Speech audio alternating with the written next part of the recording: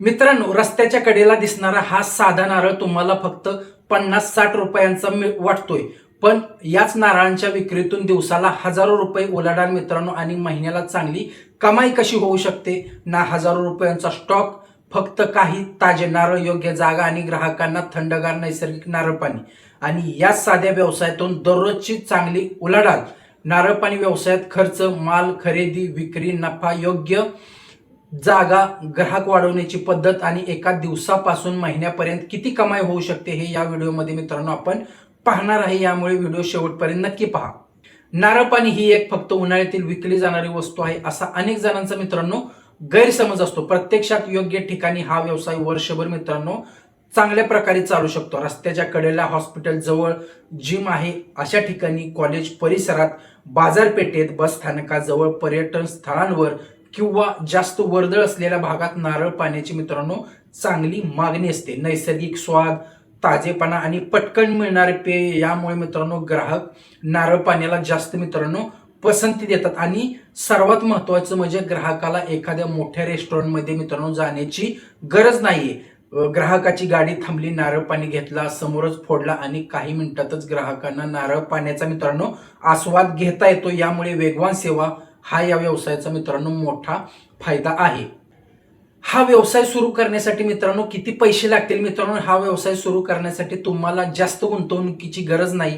एक साध्या हातगाडीवर देखील सुरुवातीला तुम्ही हा व्यवसाय सुरू करू शकता. एक साधी हातगाडी तुम्हाला 4 ते 5 हजार रुपयाला मित्रांनो सहज मिळू शकते. तुम्ही 5 ते 10 हजार रुपयाचा माल जरी भरला नारळाचा, तरी सुरुवातीला तुम्ही 10-15 हजारात देखील तुमचा चांगल्या प्रकारे नारळ पाणी विक्रीचा व्यवसाय सुरू करू शकता. आता तुम्ही या व्यवसायासाठी हातगाडी वापरता की दुकान, नारळ किती प्रमाणात खरेदी करता आणि इतर सुविधा कोणत्या ठेवता यावर मित्रांनो तुमची गुंतवणूक मित्रांनो अवलंबून असते. मग तुमचा व्यवसाय शहरात आहे, गाडी किंवा स्टॉलची गुणवत्ता, जागेचा मित्रांनो खर्च आणि सुरुवातीच्या स्टॉकनुसार गुंतवणूक मोठ्या प्रमाणात मित्रांनो तुमची बदलू शकते. म्हणून मित्रांनो महागड्या सेटअप करण्यापेक्षा ग्राहक कुठे आहेत हे शोधा आणि त्यानुसार मित्रांनो गुंतवणूक करा. मित्रांनो, नारळ स्वस्तात कुठून घ्यायचे? तुमचा नफा मोठ्या प्रमाणात मित्रांनो नारळ खरेदीच्या दरावर अवलंबून असतो. जर तुम्ही किरकोळ बाजारातून रोज थोडे नारळ खरेदी केले तर तुमची खरेदी किंमत जास्त असू शकते. त्याऐवजी मित्रांनो स्थानिक घाऊक विक्रेते असतील, व्यापारी असतील, कृषी बाजार किंवा थेट तुम्ही पुरवठादारांशी संपर्क करण्याचा मित्रांनो प्रयत्न करायचा आहे. जेथे शक्य असेल तेथे नियमित खरेदीची मित्रांनो संबंध तुम्ही तयार करा. पण एक गोष्ट लक्षात ठेवा मित्रांनो, स्वस्त नारळ म्हणजे नेहमीच चांगला नारळ नाही. नारळ खरेदी करताना नारळाची मित्रांनो क्वालिटी पाहणं खूप गरजेचे आहे मित्रांनो, कारण योग्य नारळ घेऊन चांगला व्यवसाय करणे देखील तेवढेच व्यवसायात महत्वाचे आहे. समजा तुमच्याकडे चांगले नारळ आहेत, तुमची किंमतही योग्य आहे, पण स्टॉल तुमचा नारळाचा जो आहे तो अशा ठिकाणी आहे जेथे ग्राहकच नाही, तर व्यवसाय मित्रांनो तुमचा कसा चालणार? म्हणून नारळ पाणी व्यवसायामध्ये मित्रांनो चांगले लोकेशन असणे तितकेच खूप महत्वाचे आहे. जागा निवडताना मित्रांनो लोकांची ये जा किती आहे? 2 चाकी 4 चाकी मित्रांनो थांबू शकतात का? जवळ हॉस्पिटल आहे का? फिटनेस सेंटर आहेत का? कॉलेज, ऑफिस किंवा इतर बाजारपेठ वगैरे आहे का? पर्यटन स्थळ, मुख्य रस्ता आहे का? आणि सर्वात महत्वाचं, तुमच्या स्टॉल जवळ ग्राहक मित्रांनो सहज थांबू शकतात का?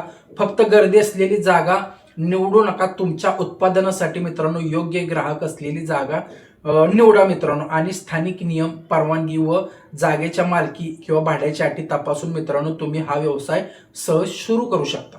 आता मित्रांनो, या व्यवसायात नफा किती मिळू शकतो? समजा तुमच्या भागात तुम्हाला एक नारळ 35 रुपयाला मिळाला आणि तुम्ही ग्राहकाला तो 60 रुपयाला विकला, तर मित्रांनो एका नारळामागे तुम्हाला 25 रुपये मार्जिन मिळाले. समजा तुम्ही दिवसाला जर 100 नारळ विकले, सरासरी विक्री किंमत तुम्हाला एका नारळामागे 25 रुपये सुटले, तरी तुम्हाला दिवसाला 2,500 रुपये मित्रांनो नफा मिळू शकतो. आणि महिन्याचा विचार केला तर 75,000 एवढा नफा तुम्हाला मिळू शकतो मित्रांनो. पण थांबा, हा पूर्ण नफा नाही. यातून खराब होणारे नारळ असतील, ग्राहक, स्टॉलचा खर्च, मजुरी, वीज भाडे असेल आणि इतर खर्च वजा मित्रांनो करावं लागतील, तरीही महिन्याला मित्रांनो तुम्हाला बऱ्यापैकी नफा राहू शकतो मित्रांनो. हा फक्त उदाहरणात्मक मित्रांनो अंदाज आहे.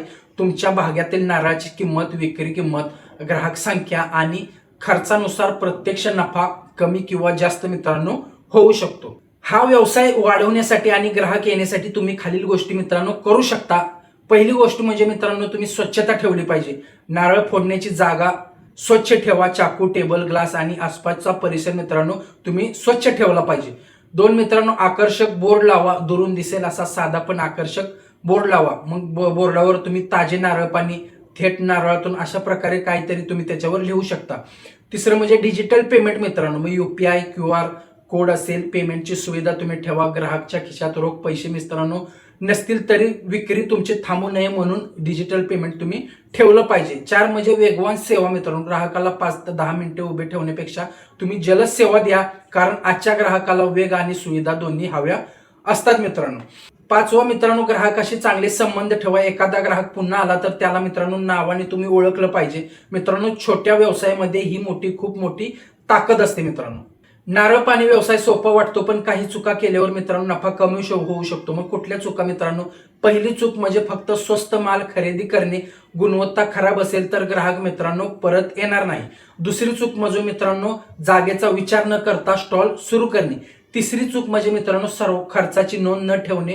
दररोज किती नारळ आले, किती विकले, किती खराब झाले आणि पैसे खर्च झाले आणि शेवटी किती उरले हे मित्रांनो तुम्ही लिहून ठेवलं पाहिजे. चौथी चूक म्हणजे ग्राहकांचे आरोग्य आणि स्वच्छतेकडे दुर्लक्ष करणे. आणि 5वी म्हणजे सुरुवातीलाच खूप मोठी गुंतवणूक करणे. या चुका मित्रांनो या व्यवसायात करायचे नाहीयेत. हा व्यवसाय सुरू करताना मित्रांनो बाजार तपासा, विक्रीचा अनुभव घ्या, ग्राहकांची संख्या तपासा आणि मग मित्रांनो हा व्यवसाय वाढवा.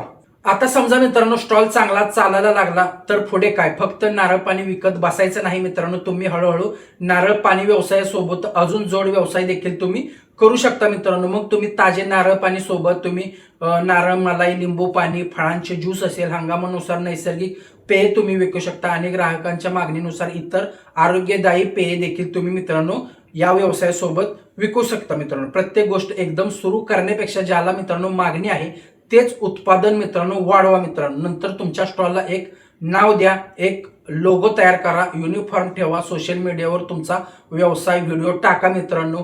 गुगल मॅपवर व्यवसायाची उपस्थिती तयार करण्याचा विचार करा मित्रांनो. आणि एक दिवस 1 स्टॉल, 2 स्टॉल, 3 स्टॉल अशा प्रकारे हा व्यवसाय वाढवण्याचा तुम्ही प्रयत्न केला पाहिजे. नारळ विक्री व्यवसाय मित्रांनो दिसायला छोटा आहे, पण कोणताही व्यवसाय छोटा नसतो. व्यवसाय छोटा किंवा मोठा नसतो. व्यवसायाची मित्रांनो विचार करण्याची पद्धत मोठी असतो. एक साधी हातगाडी, काही ताजे नारळ, योग्य जागा, स्वच्छ सेवा आणि ग्राहकांचा विश्वास यातून एक छोट्या व्यवसायाची मित्रांनो सुरुवात होऊ शकते. पण लक्षात ठेवा, कमाई फक्त नारळ विकण्यात नाही. कमाई आहे योग्य जागा निवडण्यात, योग्य दर माल घेण्यात, योग्य किमतीत विकण्यात आणि ग्राहकाला पुन्हा पुन्हा आपल्या स्टॉलवर आणण्यात. जर तुम्हाला कमी गुंतवणुकीत सुरू करता येणारे व्यवसाय, त्यातील खर्च, नफा, मार्केटिंग आणि प्रत्यक्ष कमाईचे गणित जाणून घ्यायचे असेल तर आपल्या चॅनलला मित्रांनो सबस्क्राईब करा. व्हिडिओ आवडला असेल तर व्हिडिओला लाईक करा आणि हा व्हिडिओ अशा व्यक्तींना शेअर करा जी स्वतः व्यवसाय सुरू करायचा मित्रांनो विचार करत आहे. पुन्हा भेटूया एका नवीन व्यवसायाच्या भन्नाट कमाईच्या गणितासोबत. मित्रांनो मराठी माणूस उद्योजक झालाच पाहिजे. धन्यवाद.